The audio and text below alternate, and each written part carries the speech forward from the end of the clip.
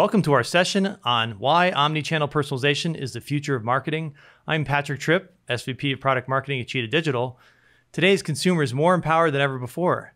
They interact with your brand on multiple channels. They're unpredictable. They jump between awareness, consideration, evaluation, and purchase. They engage in digital channels and on your mobile app, and they expect you to be flexible and adaptive in your approach. The way to engage the modern consumer is through real-time, hyper-personalized experiences. And that's what we'll be focused on today. We have a special guest from Omdia, Mila D'Antonio, the principal analyst for Omdia's business platform and applications team. Mila, how are you doing?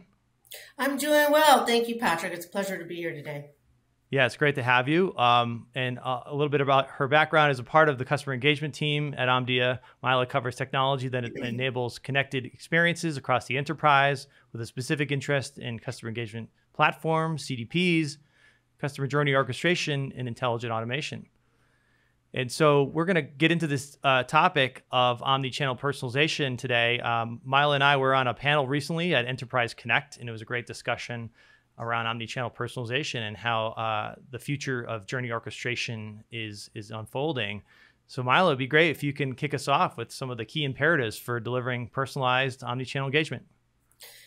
Sure, I'd be happy to, and I'm excited to revisit this topic from Enterprise Connect. I think it's one that really resonates with everyone today. So, I'm looking forward to sharing the trends and observations from our initial discussion on delivering that digital-first omnichannel engagement. So let's get right to it. As we know, the events of this past year have, really brought a lot of changes that are impacting all aspects of business, from changing to remote work, to requiring digital tools, to engaging with customers in tailored and relevant ways. The future of this new reality is that it belongs to enterprises that can deliver an intelligent, contextual, frictionless, and real-time data-driven human experience. However, the landscape looks different. Now we see increased traffic in online channels, older demographics who've moved online, consumers who have grown increasingly comfortable with using digital channels. And the way we work has changed dramatically, which also impacts the customer experience. These changes in consumers' habits have accelerated their expectations even more so today. Now they want effortless, frictionless interactions, digital fluidity, the ability to self-serve, conversational interactions, and personalized experiences. How should enterprises respond? If they don't match consumers' expectations, it will negatively affect their perception of the brand. And that results in low NPS, low customer satisfaction, and ultimately customer attrition. Today, we will cover, like Patrick said earlier, 5 imperatives that we believe combine people, processes, and of course the technology that will help accelerate your digital omnichannel experience. Becoming a data-driven organization is essential in today's digital environment. As businesses embrace this digital shift post-COVID, they face this new challenge of how to assimilate this huge volume of data to understand the customer on the other end.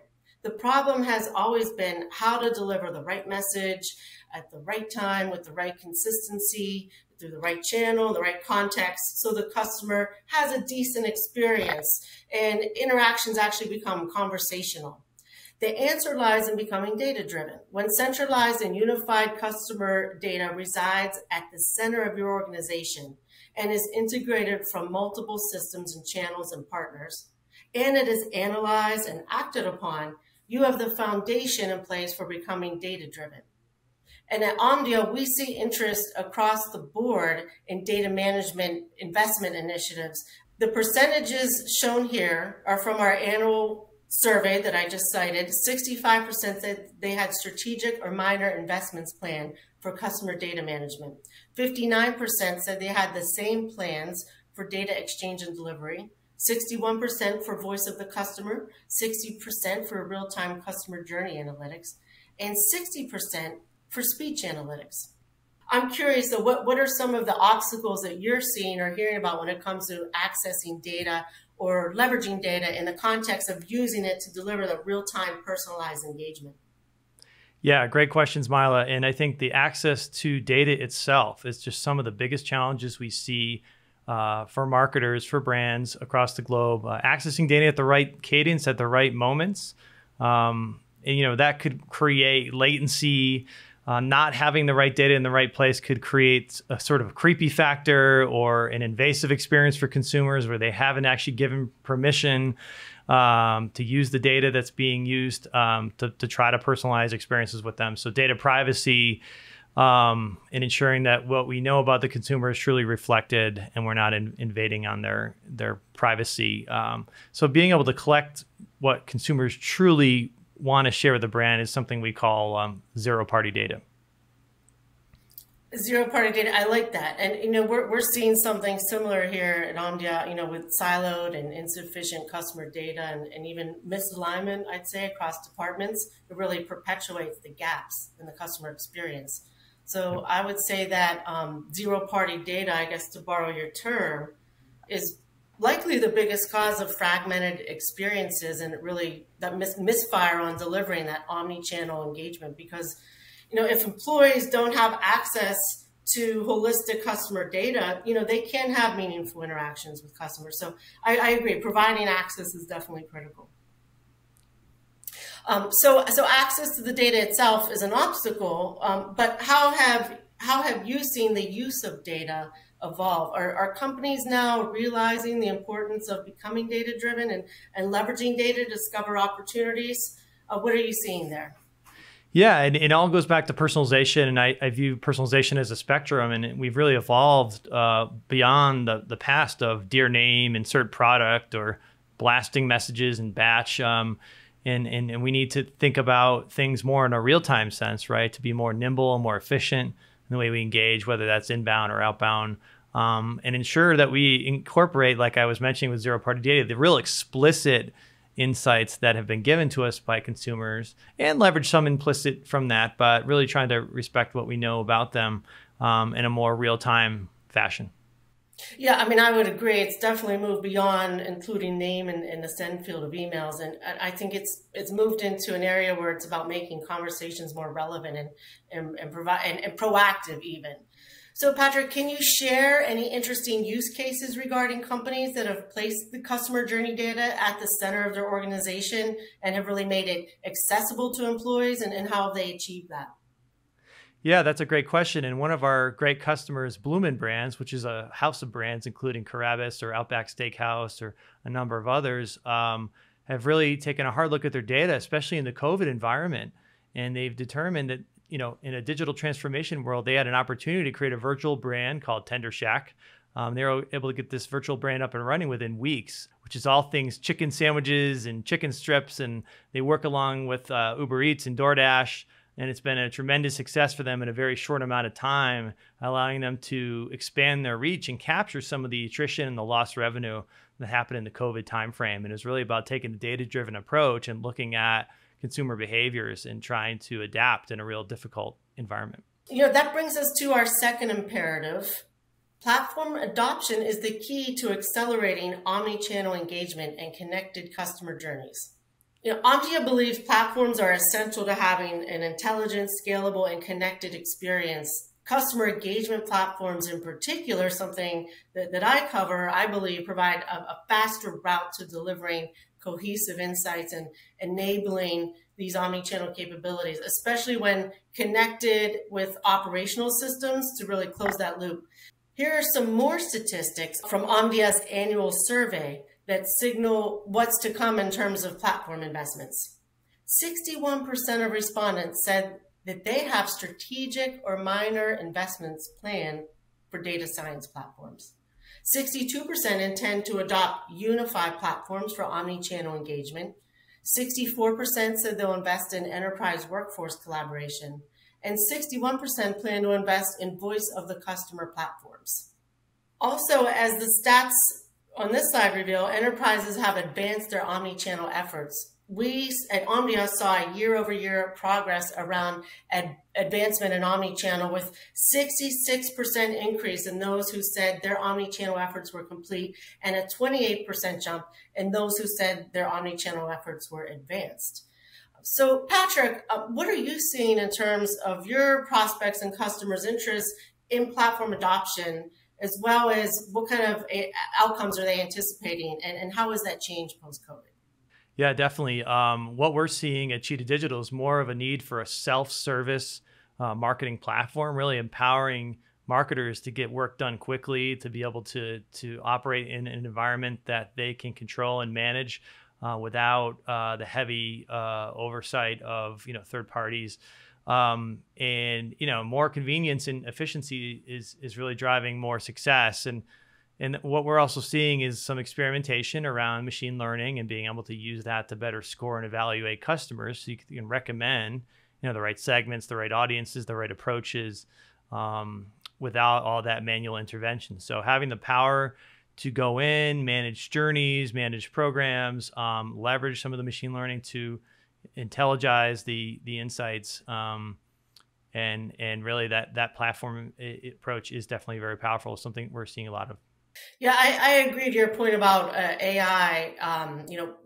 When AI and ML is, I think, embedded, especially in the workflows, I think it really allows an enterprise to proactively enable and continually enhance the customer experience. So I think going forward, AI in platforms, especially customer engagement platforms, is going to be table stakes. How does a business decide on a build versus buy strategy when it comes to platforms? Yeah, well, I think inherent to the concept of customer journeys, you're certainly wanting to be very creative there, right? You want to have a canvas in which to paint the right customer experience that matters most to your customers, and obviously take a lot of insight from them to be able to design that. But ultimately, you need to invest in software that's flexible and a platform and a journey design environment where you can go and actually do that build work. So maybe a different twist on the question, but you certainly want marketers and business people to be able to build the right experiences. But we also do need to invest in the technology that has all those tools, the right elements to help you create a sophisticated journey that might include multiple steps and follow-ups. It might have some decisioning in there. It might have different channels.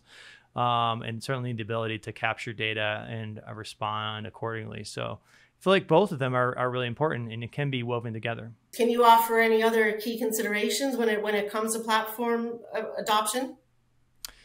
Yeah, I mean, I think look for a solution out there that you can manage without heavy IT involvement, something that's easy to test and learn, something that allows you to generate data, right? Manage insights, act upon them, and be able to adapt to consumer behaviors. A lot of the platforms we see out there lack the ability to deliver the cross-channel element of messaging at scale. And having to manage all those integrations and stitching together various third-party applications can be a very complex and costly process, including some latency and missing data and inaccuracy. So I think find a vendor that can help you through that process with the best practices, services, and support to get you successful along the way and with the right strategy. I think that, that really plays nicely into our next imperative. Enterprises must focus on connecting employees and transforming the customer experience. I think that, really to succeed in delivering personalized omni-channel engagement, this really requires employee work and customer-facing work to be intrinsically linked, especially as employees are remote and, using digital tools. I think it starts with giving them this visibility into the customer insights and what they're doing along their journey, as well as the tools to proactively act along those key steps. And then transforming the customer experience will naturally happen. I think the only way to sustain customer lifetime value these days is to really make customers loyal and profitable and to serve them efficiently. So to succeed, organizations really have to be aligned strategically and functionally around the customer. These stats here represent the responses from the Omdia Enterprise Insights Survey that I cited earlier. They show companies do have intentions of connecting employees and CX, with 70% who said they are making transparent and accessible across the enterprise, coupled with 76% who are transforming the customer experience and 67% who are building the modern workplace. These are positive signs that the convergence is occurring. These are some stats from our digital workplace study. And as you can see, I just want to highlight one key area here. 25% have investments planned for new employee collaboration tools. So Patrick, what's the most important step when starting a journey orchestration initiative, what would you recommend as a good starting point? Yeah, there's a lot of different starting points we see with customers, but I think you ultimately want to be thinking big, but starting small. Think about quick actionable wins you can build upon and further automate over time. For example, you might want to start with something like a welcome journey series, automating all the onboarding steps for new clients and new purchases. You might be able to evolve to more progressive profiling and even predictive programs, leveraging machine learning, cart abandonment, and even win back and retention. I think having templates or kind of blueprints in place to help you manage is key. So be able to take advantage of that and sort of slowly build upon that can make things very easy to adapt, and even leverage things like simulation to really help you test different scenarios with a degree of confidence before you go and actually deploy things live. I like that concept, Patrick, of quick wins. And, I think that could easily start with listening to the customer, which it's surprisingly many companies forget to do at the start. But, really obtaining that quantitative and qualitative feedback from customers to determine the ways to take action. I think that could really provide insights into their expectations and how they might change over time and how they could evolve. So I think it could also really signal some of their pain points and confirm what's working well along the journeys and what really needs to change. So I think that's another good starting point. So Patrick, we hear a lot about organizing employees around the customer to enable a customer-focused culture. Do you see that happening? Can you provide any good tips?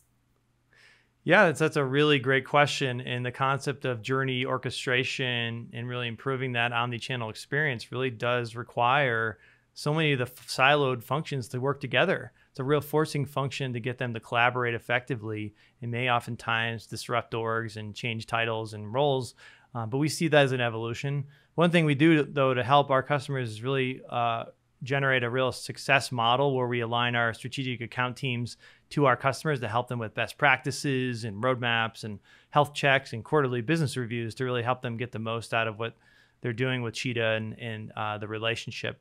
We're trying to empower our customers in a more self-service manner, helping them with training and even learning in the product to really help them on demand in the right moments, get the value out of it. So a lot on the customer success side internally to help our customers. Yeah, it sounds like you've really managed to operationalize your customer journeys and successfully align them to employee processes, which is great. I think often achieving such operationalized customer centricity, so to speak, requires a top-down approach from senior leaders to really bring this kind of cultural change that's required and spur these new models that you just described here. So I'm curious, using your own company, using Cheetah as sort of a benchmark, what are you seeing in terms of leaders who, get the importance of digital CX? Is there a shift happening, or are you seeing the emergence of people being thrust into CXO roles? Yeah, customer experience is really the name of the game still, and it's so intertwined with the worlds of marketing and even loyalty and retention and how we see things. We're certainly seeing a great degree of digital transformation where, as I mentioned before, some of our brands and retail, quick serve restaurants, travel, they're quickly reinventing their go-to-market approaches and their offerings. And Pizza is one of our quick serve restaurant customers, and they've gone completely digital in weeks, right after being an in-person only sort of custom pizza shop for the longest time with a number of locations, but had to really quickly pivot to becoming a full online business. And this requires agility and flexibility. And titles like Chief Customer Officer, we're seeing, of course, CMOs are in the mix, but Chief Digital and Marketing Experience Professionals we're seeing more and more of that in our accounts.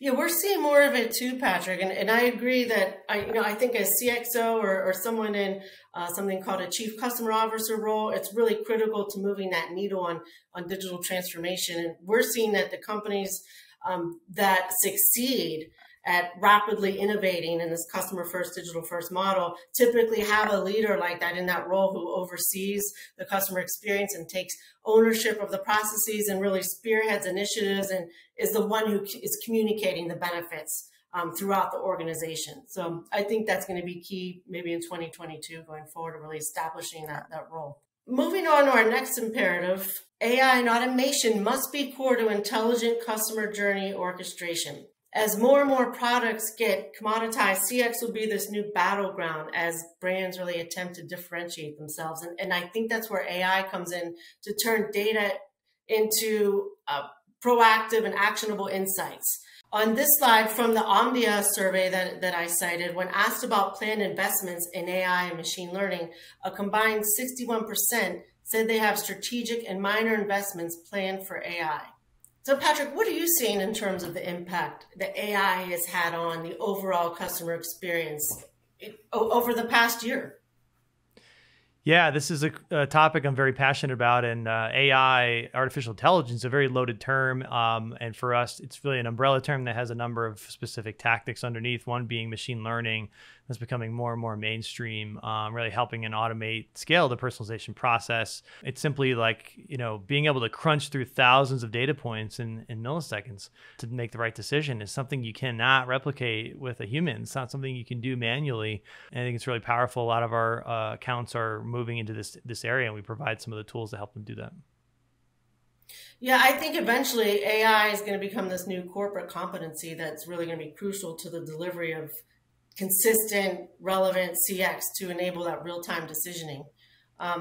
With that said, Patrick, AI used to be more of a buzzword just a few years ago, but now, I'm seeing it core to the customer journey orchestration platforms and these customer engagement platforms, creating that intelligence layer and making the journeys actionable.